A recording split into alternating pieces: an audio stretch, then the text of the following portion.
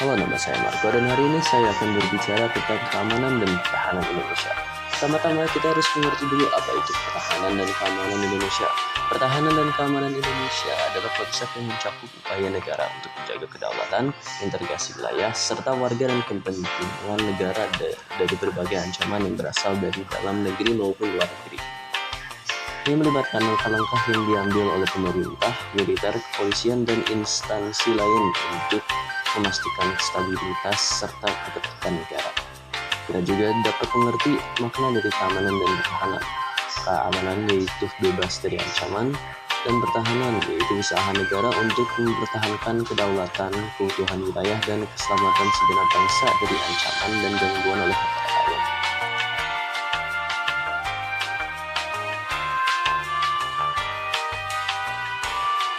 Sekarang setelah kita telah mengetahui apa pengertian dari keamanan dan pertahanan Indonesia, kita akan berbicara dengan sejarah dalam keamanan dan pertahanan. Jadi pertahanan keamanan Indonesia yang bermula pada tahun 1945 telah memberikan pengalaman yang berharga dan nilai-nilai perjuangan yang penting dihimpun dan disusun dalam suatu konsepsi pertahanan keamanan yang jauh dan ampuh. Upaya dalam pertahanan keamanan negara berdasarkan falsafah bangsa dan ideologi serta dasar negara Pancasila dan Undang-Undang Dasar RI 1945. Kita juga dapat berpengaruh dalam perubahan besar dalam struktur pertahanan Indonesia. Belanda membangun infrastruktur militer dan mengorganisasi tentara untuk mempertahankan wilayah Belanda. Dan pada saat Jepang menjajah Indonesia, tentara Jepang berorganisasi dan melatih warga Indonesia dalam pelatihan militer. Jadi setelah sejarah pertahanan dan keamanan Indonesia, kita sekarang masuk ke dalam pertahanan dan keamanan pada masa Orde Lama. Masa Orde Lama merupakan periode yang dipimpin oleh Presiden Soekarno yang mengendapkan ideologi nasionalisme, agama, dan komunisme sebagai dasar negara. Pada Orde Lama, TNI atau Tentara Nasional Indonesia berperan dalam menjaga keamanan dan pertahanan negara. TNI diposisikan menjadi kekuatan utama yang tidak hanya bertugas sebagai penjaga keamanan, tapi juga sebagai alat politik. Selama periode ini, Indonesia dihadapkan pada berbagai tantangan keamanan dari dalam negeri, antara lain pemberontakan Darul Islam atau Tentara Islam Indonesia, konflik sosial dan ekonomi, dan ancaman eksternal. Indonesia juga menghadapi dengan ancaman dari luar, terutama terkait dengan hubungan internasional.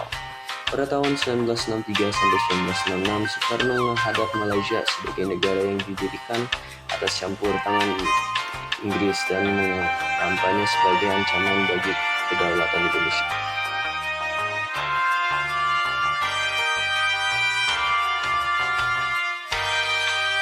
Pertahanan dan keamanan pada masa Orde Baru. Di Indonesia ditandai dengan dominasi militer dalam politik dan penegakan keamanan yang ketat. Era ini dimulai setelah jatuhnya Presiden Soekarno dan diambil alih oleh Presiden Soeharto yang memfokus kebijakan pada stabilitas politik dan ekonomi serta pertahanan nasional. Pertahanan dan keamanan mengacau pada upaya negara untuk melindungi kedaulatan, integrasi wilayah, dan masyarakat dari berbagai ancaman, baik dari dalam negeri maupun luar negeri. Pada masa Orde Baru ini meliputi strategi militer, kebijakan politik, dan penegakan hukum yang diarahkan untuk memastikan stabilitas dan ketahanan negara. Selama periode ini, Indonesia mengalami banyak perubahan dalam keamanan dan pertahanannya. Beberapa perubahannya adalah salah satunya adalah modernasi militer. Pengadaan alutsista, pemerintah Orde Baru melakukan modernisasi angkatan bersenjata dengan memfokuskan alat utama sistem persenjataan dari berbagai negara. Fokus pada menguat kekuatan militer bertujuan untuk menghadapi berbagai potensi ancaman. Latihan militer dan kerjasama internasional. TNI juga terlibat dalam latihan militer bersama dengan negara lain dan berpartisipasi dalam misi-misi perdamaian internasional yang menunjukkan komitmen Indonesia terhadap stabilisasi kawasan.